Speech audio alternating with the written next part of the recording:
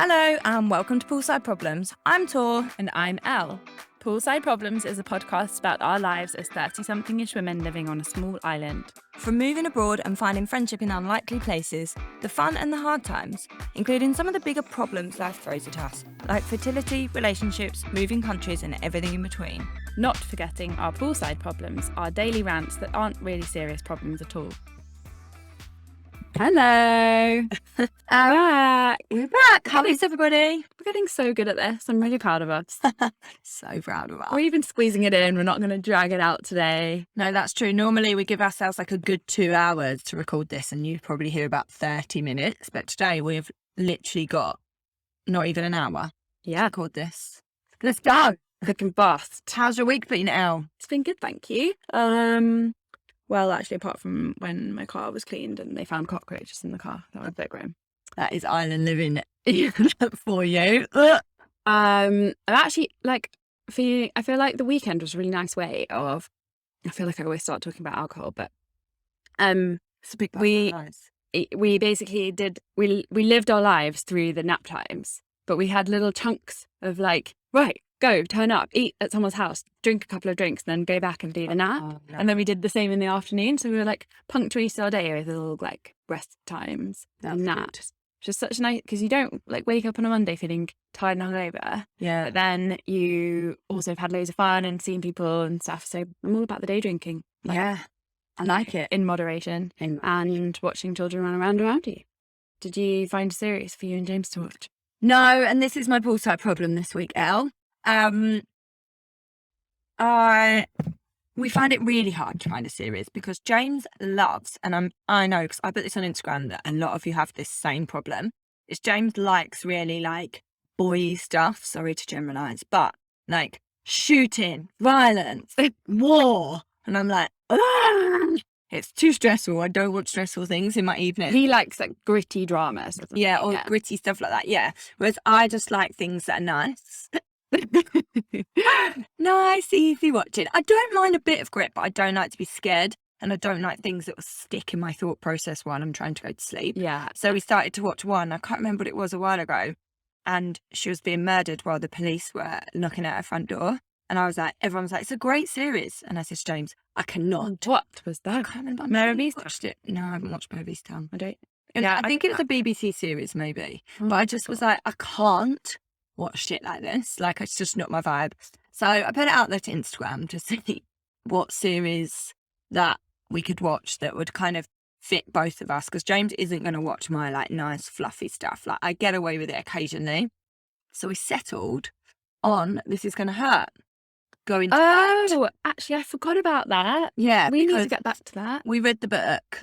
Well, I read the book and told James everything about it as I read it. So he sort of knows what it's about.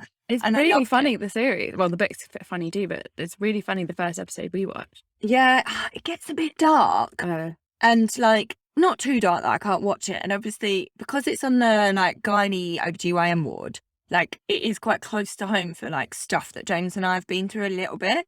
But I'm not overly sensitive about that, but there is one bit that keeps flashing back and it's just a bit horrifying. Yeah. Like every time it happens, James is like nearly in tears. He's like, oh, I just, but it is good. Tom actually stopped me reading the book. He said, you know, he was like, I think I must have been pregnant at the time. Maybe. And maybe it was you that stopped me from reading it. Probably. Because it does get a bit, you think everything, I think. Oh, yeah. There's stuff in it. But it's not as good as the book. And well, I don't know. I just feel like I need to convince you to watch Formula One Drive to Survive because, like, it couldn't be less my thing. I need to watch. And I'm completely obsessed with Formula One. Okay. Like, as a night, Tom fell asleep on the sofa the other night, and I carried on watching 2 episodes. 1 episode, well, if he ever listens, anyway. But I like. Literally, I'm obsessed with Formula One and I'm not even up to date. I'm still in like 2 years ago of the Formula One. So I kind of don't want to know what's going on at the moment because I don't want to know who's famous and like who's doing well and things. But now like I've followed a few of them on Instagram and yeah, I'm just fully into it. Yeah, I don't think I'd want to go because it's really loud. But I don't know, I think it'd be fun to go and I'm not even into it. Yeah, I sold programs in a uni summer at Silverstone, the UK one, and it was a really bad week. Oh. It's very loud. Oh. I think I was like actually finished our shift and drove out of the ground in order to get away from it, and it was a really fun weekend in many ways, but obviously working at a fun event is not that I don't know time. if I've ever been to race. I've been to bike racing. No, I have with my old boss. He used to race cars. I've been to Silverstone and the other one in England.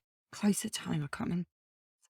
Anyway, yeah, so that's my Poolside problem, is trying to find a series with your husband. I know it's not the end of the world and it's really shouldn't be that hard, but we find it incredibly hard. Yeah, and we're not at the age where we're going to sit in separate rooms and watch stuff. Not yet. Not yet. Actually, do you know what? Just a quick sideline. It's really made me laugh this. It's like thinking about when you get older. So a friend of mine is going to move into our flat in the UK for a couple of weeks just before her house sale goes through for a reason.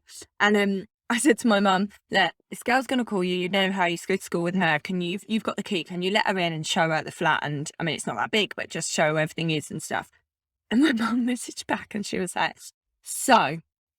She said she was going to, like, it was Sunday night. She said 6 p.m. on Sunday night. And I nearly said no, because me and Dad eat dinner at 6 p.m. on a Saturday. And then I said to your dad, I can't. It makes us sound so old. We'll meet her at 6 and we'll eat before or after. I can't sound like the old person that he's So stressed. So I was like, no, just say no. Like, you're doing her a favour. And she was like, no, I can't sound old. So she literally was like, no, I'm not doing it. And she met this girl at 6 o'clock on a Sunday night at my flat so that she could like show her around so as not to look old. Really made me laugh. I was like, I don't know if I'd even think that was an old person thing. I just would think it was a Sunday. And she was like, no, can't do it. Told Dad, I'll meet her. We'll eat later. We eat dinner at 6. That's so sweet. That's so fun, isn't it? Really made me laugh. Oh dear. Speaking of like parents, my mum's and stepdad have just gone to Menorca, I think, for the weekend, a long weekend, and it's hotter than they expected. They're like sent a sunbathing picture, and my mum always sends us a selfie, and it looks like she's naked. Like, Tom was like, oh, I so wanted to reply to the family group, like, because she had a cap on, being like, oh, it looks like the like good that they allow caps on nudist beaches. Sorry, I don't reply to that. I keep saying, like, my parents would love it. You should definitely say it. It was funny because quite often when she sends a picture, we'll be like, Mum, that's a naked selfie. Looks like you're naked. At the angle, don't see that. I love it so much. Parents and selfies and stuff. Just like when my mum sends me a picture of like outfits, she'll kill me. Like that she's like trying on. The pictures are brilliant. And like when they FaceTime and you like my mum and dad are always both there, but I can only ever see one of them. I'm like, what? Just turn the camera around or hold it out a bit further. I'm like, oh my God, it's just brilliant. We going back to TV shows though, at least next week you can watch all your shows while James is away. All the girly things. Oh my goodness, yes. So both our husbands are away next week. Actually, before we get onto this, you haven't done your Poolside problem. Oh, yeah. My Poolside problem, well, it's a bit random, but I feel like other people would appreciate this one because Definitely. Has anyone else found recently that when you buy something, it automatically subscribes you to their email list? Yes. Or even when you add it to a basket, sometimes I get like emails trying to get you to like finish the sale, which when I'm selling products in my business, I definitely want to do that. Yeah. But it's really annoying. Yeah. Because I feel like I keep having to unsubscribe from stuff. And a lot of Bermuda businesses, I don't even think they have an unsubscribe button. So you're literally like, oh, I'm not a law, I thought. It definitely is. You just can't find it easily. I mean, yeah, true, maybe. But maybe, I don't know, it's just a bit harder to unsubscribe. So that is my Poolside problem. I feel like I'm spending a lot of my life unsubscribing to really random emails at the moment. It's so annoying, isn't it? Yeah. I hate, because then when you sometimes miss an important email. Yeah, totally. Wow. And also you spend a bit of time of your day like getting an email being like, hang on a minute, what's that from? Who's that? Why do I why have I ever been to that restaurant? No, like stuff. it's kind of, it's a waste of my very precious time. That is a good poolside problem, because is it that big a problem? No, but is it? Yes. Yeah, got it. Really annoying. I mean, also when you have like, I think, I don't know, let's see what my unread is at the moment. 575. That's really annoying. I've got 2,790. Okay, fine. That makes it better. If I had an actual job, I wouldn't let that happen. I couldn't deal with it. No, God, no. Sorry, so I feel like I totally interrupted because I really needed to hear your poolside problem there. And back to solo parenting. Solo parenting, both of us next week.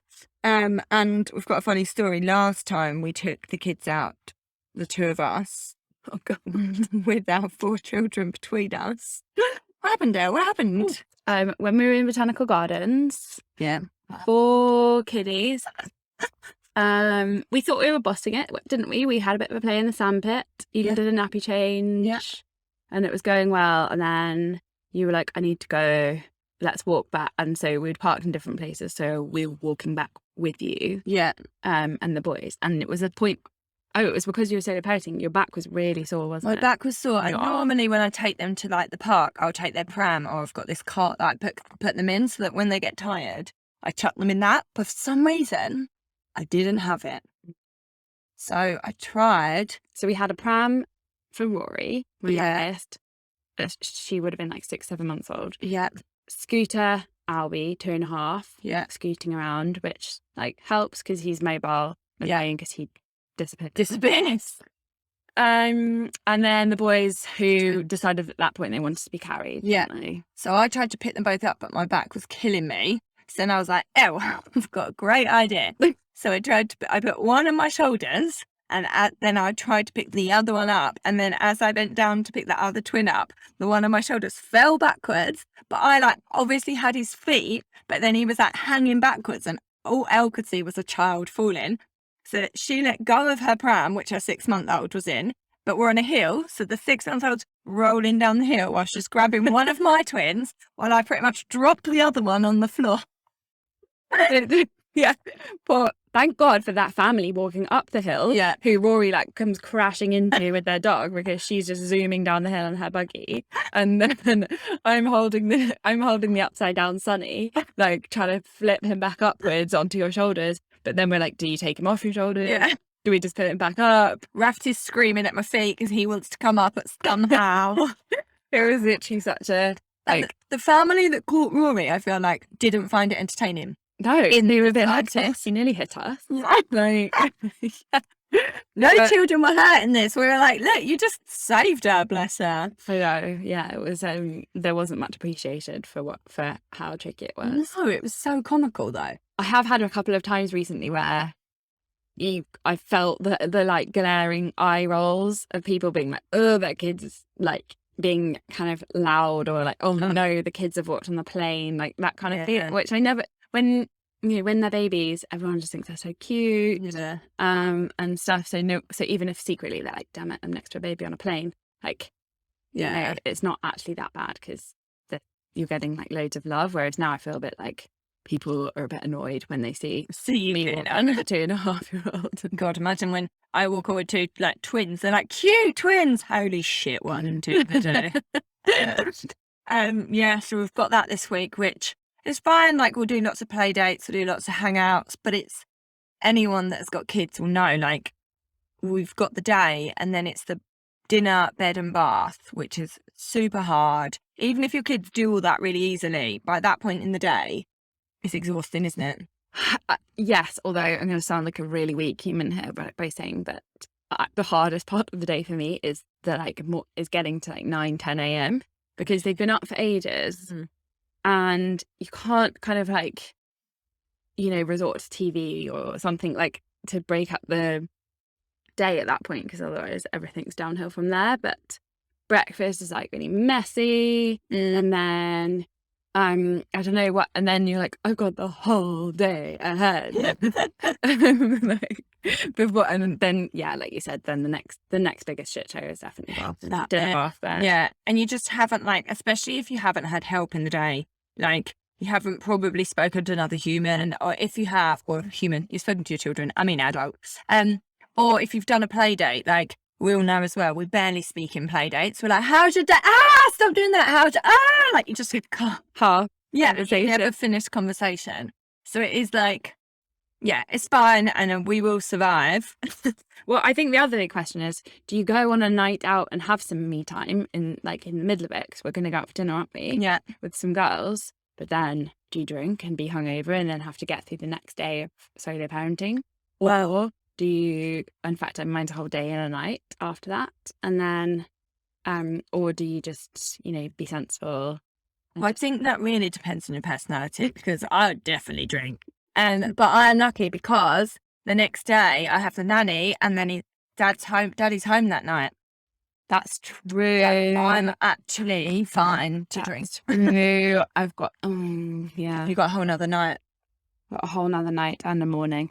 It's annoying when it falls onto a weekend. Yeah. And he also just told me that he was like, oh, I'm actually a bit gigless on the Friday night in New York. So I might contact your best friend and see if she wants to go out. And I was like, oh, that would be really nice. I'll be, hungover on day 4 of solo parenting, and you'll be out having really fun dim sum or something really cool with my best friend. So infuriated. I know. Well, Del, but it's fine. I'm sure they'll have a great time, but he just can't come back raging hangover. No. Into parenting. No. We do have these conversations as well a lot about talking about looking after our kids. So obviously I have twins, and they're the same age, obviously, and Elle's children are, how far apart are they? Exactly 2 years. 2 years apart. Oh yeah, of course. And we always have that chat, obviously kids are hard work no matter what, but the differences and the hard bits and the easy bits with having twins or with having children at separate ages, and what people think and what we think as parents of those differences or sames, if that makes sense. So true, because there are times when Sunny's hanging off the back of her shoulders when I'm very good. At least one of mine is strapped into a buggy. And I think that's definitely the good point to start on, is that the difference in age, you've got one in a buggy and one scooting, one's scooting off, but you've got control of one, where I literally at the same age, they're running around or they both want to be picked up by me, and I don't have the ease that they can just scoot off by themselves, or I can just strap them into a pram, because if I put one in, I've still got to strap the other one in. So that was definitely a moment where it was yeah, your age difference is easier to hide. Definitely. And being able to converse with one and restrain the other is obviously great. Yeah. In a humane way. For sure. I feel like bath time for me, I've got used to bathing too. And because they develop at the same age, they were both in a bath, little seat thing, and now they can sit up. I just shove them both in the bath and can clean them. And I think actually it is hard work because I'm lifting them in and out, but that's like any kid. Because I think actually you're in a harder bath time. Yeah. A minute. And just, also meals. Oh yeah, because they don't eat the same thing. Which I'm sure your boys have got their own individual tastes now. But I'm at the stage where Albie's eating mostly beige food. Yeah. And a bit fussy. But obviously eating all adult, normal food. And Rory's still kind of purees and finger food and stuff. But you're trying to introduce her to all that, something new. So we were saying the other day, I can't do a supermarket shop and cover off everyone in the family. No. I will come home and be like, oh, I've got absolutely nothing for Rory, or oh, I've got no snacks for Albie, or I've just got no food for Tom and I for supper. That's my biggest one. I'll feed the kids, but I'm like, oh, I don't know what we're eating for dinner tonight. It's impossible. My brain just can't compute all three. And at one point, I'm trying to reduce this now, but I was cooking 9 meals a day, because Tom and I don't even have breakfast together. So I was making my breakfast, lunch, and our dinner, and then the kids. Yeah, it's three dinners and 3 lunches, 2 breakfasts maybe. It's a lot. Oh, three breakfasts. God, yeah. It was full on. And the bath. Yeah, I still haven't really got that down. Timings wise, I've got it down, but with the bath. The problem is I can't ever really clean Albie, because I'm holding her. Yeah, I'm trying to keep her from slipping and falling and stuff. It's definitely harder to do, I think, too, at that age, especially because Albie's he's still not old enough to necessarily like get in and out the bath himself or like be trying to like dry himself. You've still got to do those bits. Like he's getting there. It's just that he like I don't feel like I can leave him in the bath. No. Like, you know, and then go and put her to bed. Yeah. But he doesn't want to get out the bath after like 2 minutes. No. And I want to finish that bath up in about 60 seconds if I can. So yeah, that one's a bit of a mission. But and actually also we're getting to this point and I realised it's the best possible moment of parenting is when they nap at the same time. Oh, yeah. I mean, I've obviously had that since I trained them to nap at the same time, and it is heaven. Having 2 children asleep at the same time, and like even if it's not a long period of time, you know that you've got a little bit of time, just like yeah, no, the best feeling ever. Yeah, another one I just thought of is like popping. I call it like popping somewhere. Oh, yeah, no. So I've never been able to pop to the shop to get some biscuits, say, or pop to the shop to like get a prescription. Because I like have to get 2 children out of the car and either like carry them both, but then how do I pay for my prescription? Or I have to put them in their buggy, but like putting them both in a double buggy that you get out of the car just to pop somewhere. It's not a pop. So like I've never popped anywhere where like with the kids. No way. Whereas when you have like one kid and then you have another one, so you've popped with your first kid because you can either just popping, carry one with like in your arm or like chuck them in a sling or something. So you're used to still popping. And then your second one comes along and you can't pop anymore. But as you say, like you can pop easier because you could just still sling one and hold Albie's hand and you've still got a hand free. Like there's quicker, easier ways. Like you're not going to pop with 2 kids. Like no. And you taught me the technique of getting one back in the car, and you said like basically one gets clamped between your legs before you put the other one in, because obviously that's I think when I was just pregnant with Rory, I was kind of noticing people with 2 kids thinking, what do they do? Like, how do they get out the car and into this, whatever, into the buggy, and then do they leave the other one in the car? Because I would never have left Albie like in the car and gone into the house. No. But now I have to leave one of them. Or like, you know, if you want to stop him from running out into the road and things, like clamp him in between your legs. That was a great tip. It is a good tip. Do you know what's going to be hilarious for you is potty training? Yeah. I've got a story because like one of our really close family friends, she had a baby, then twins, and she actually then had another baby, but she was potty training the twins and the other kid came running into the room and one ran after the other kid while they were both pooing on the potty. So she had one run in one direction and the other one running the other direction, and they were both pooing off the potty, running opposite directions. She was literally like, ah! So that is going to be my life. Like we have started showing them the potty, and before they get in the bath, they both sit on it and like they have both weed or pooed on it. They're not potty trained by any means, but they're starting to like experience it. But yeah, I do think that with twins is gonna be hilarious. Very fun. Ridiculous. I mean, I don't think it'll stress me out too much. I think James will get very stressed out.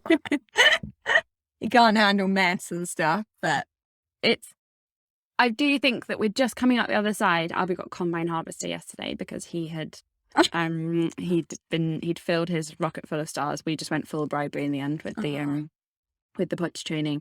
And he got his reward yesterday. But I do think like there's only a short period where it's really messy. I guess like we'll still have accidents, I'm sure. Yeah. Well into his especially years to go worse, aren't they, by the sound? But I do think that's it is like in hindsight, like everything with parenting, it's just a little bit like it's a phase, isn't it? And you go, oh, okay, oh my God, am I just gonna be like sliding around in poo my whole life? And oh, 1,000,000%. Like the other day, Sonny, like I don't let them have nappy off time that much. That's another thing, because like with one, you can sort of like follow them around the house, whereas I can't follow both children around my house without their nappy on. So like the other day, I let them have nappy off time because they had sore bums. I just felt bad for them. And Sonny weed, and before I could get to him, he'd walked in his wee, slipped over, and then was laying in his wee, and then tried to get up and slipped over again. And I literally was like, oh, this is a disaster. And then because he's doing that and I'm running to him, then Rafferty was like running towards me to try and help. And I was like, no, don't you slip in the wee as well. I'm like, it's just an absolute nightmare.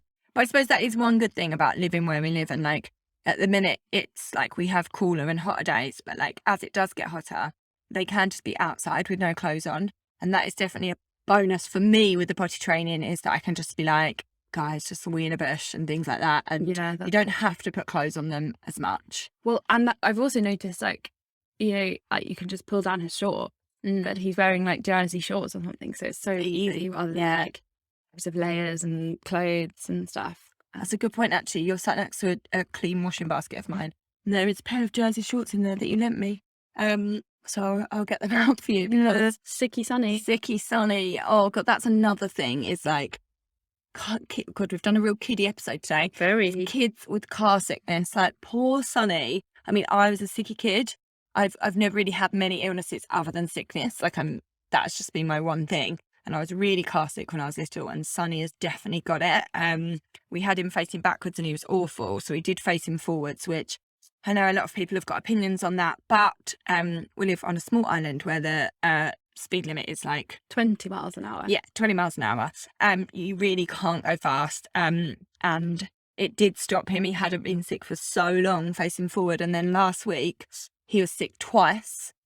And it's just that, like, it's the smell, it's the, well, poor them being sick. But I mean, straight afterwards, he doesn't seem that bothered at all. Oh. Like stripping him off, and then you have to strip the car seat off, and like, it's just such a big thing. And you're like, oh my goodness, it's so frustrating. Somebody sent me a full wetsuit on Instagram. I was like, why don't you put this in your lift every journey? And I was like, crash helmet, doesn't it? Yeah, because he hits his head all the time. I'm like, I'm sorry, I live in the hottest country ever. Not the hottest country, but I'm not putting him in a full wetsuit. It's just getting out that. There you go, something. Oh, bless him. But somebody else made a good point actually yesterday. They were like, why don't you get those waterproof bed sheets, because they're not thick, and cut holes in them where the straps are, and then just put it over him. But so he can't pull it off.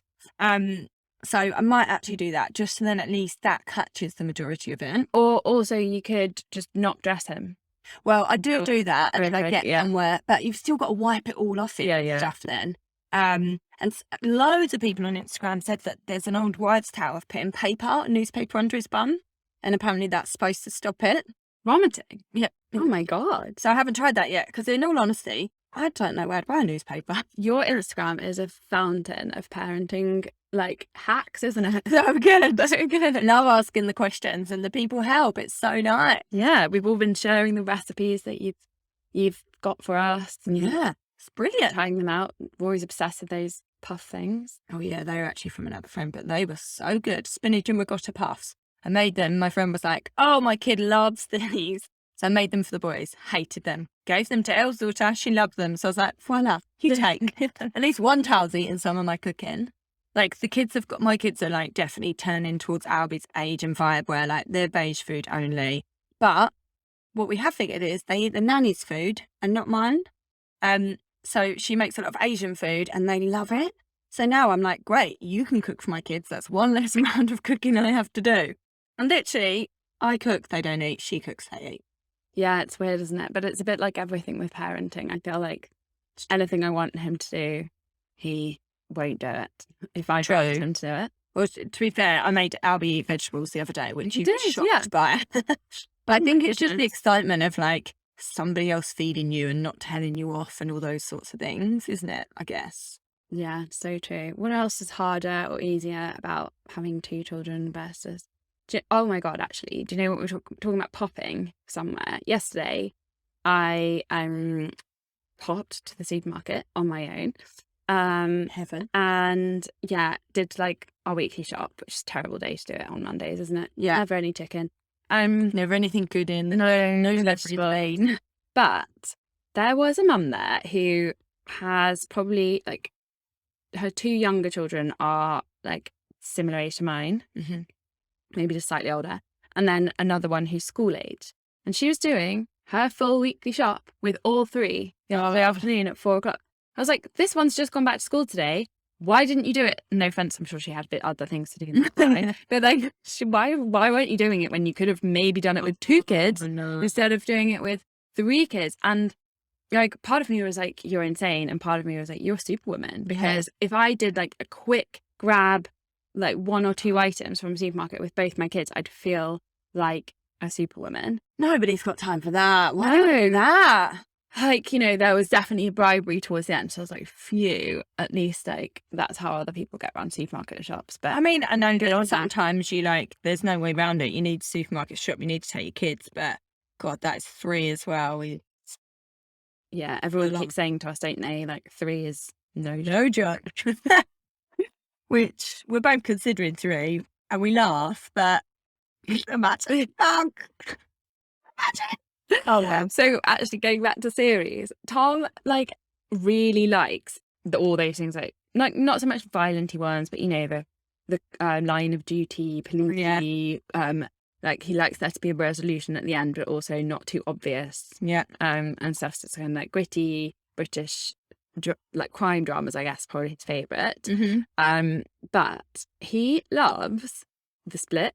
Like that one with Nicola Walker, which actually is probably not a bad one for you guys. Yeah, I know. I did look at that one actually. But he loves it so much that the other day when we were watching it, I was like, it is a bit weird how much you love a program about divorce, like, and about divorce lawyers. Like last night, I was like, hang on a minute, you're literally obsessed with divorce. Like, are you planning on running off with someone 10 years younger than me? And like planning how to get divorced. But then he was like, yeah. So I then said, oh, I'm going to have, I can have a 3rd kid with someone else. And he was just like, made some snarky remark. He's kind of oscillating between having 2 or 3 at the moment.